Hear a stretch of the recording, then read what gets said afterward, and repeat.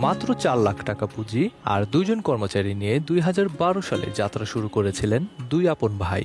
স্বপ্ন ছিল একটাই, মানুষকে ভালো খাবার খাওয়ানো। আজ সেই ছোট উদ্যোগে পরিণত হয়েছে নয়ন বিরিয়ানি হাউসে। এখন তাদের 3টি শাখা, 55 জনেরও বেশি কর্মী আর প্রতি মাসে প্রায় 10 লাখ টাকার পরিচালন ব্যয়। সবচেয়ে সুন্দর বিষয় হলো, শুরু থেকে আজ পর্যন্ত দুই ভাই এখনো একসঙ্গে সামলাচ্ছেন পুরো ব্যবসার প্রতিটি দায়িত্ব। আজ আমরা এসেছি নয়ন বিরিয়ানি হাউসে।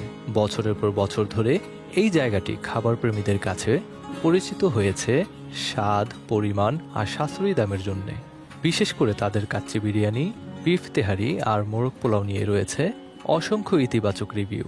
তাহলে আজ কোনো বাড়তি প্রশংসা নয়, খাবারই বলে দেবে নয়ন বিরিয়ানি হাউসের এই সফলতার পেছনে আসল রহস্য কি, আর তাদের খাবারের স্বাদ সত্যিই কি এতটা অসাধারণ। চলুন শুরু করা যাক। খাবারের স্বাদ এবং মান আলহামদুলিল্লাহ অন্য জায়গার তুলনায় খুবই ভালো, আমাদের খুব পছন্দের। আমার নাম মোহাম্মদ মামুন, হাজি নাম দেওয়া। ওই জায়গায় আমরা বাবুর্চি ছিলাম, আগে চাকরি করছি, যে কাজ শিখছি 1993 সালে। ওই জায়গায় হয়তো শাহী মোরগ পোলাও, কাচ্চি বিরিয়ানি, টিকা কাবাব, খাসি তেহারি, চাপ পোলাও এসব ছিল ওই জায়গায়। বোরহানি, ওই জায়গা থেকে আসছি গিয়া নিজের ইচ্ছা ছিল যে একটা দোকান দেবো আর কি।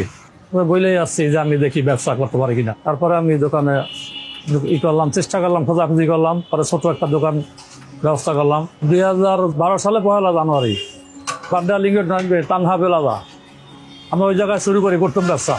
নয়ন আমার ছেলের নাম, তাই হিসেবে দিচ্ছি আর কি। আমার নাম মোহাম্মদ সোহেল। যা কিছু আছে নয়ন বিরিয়ানি, এভরিথিং, বাজার, বাবুর্চি পরিচালনা, স্টাফ পরিচালনা, সব দায়িত্ব আমার উপরেই থাকে।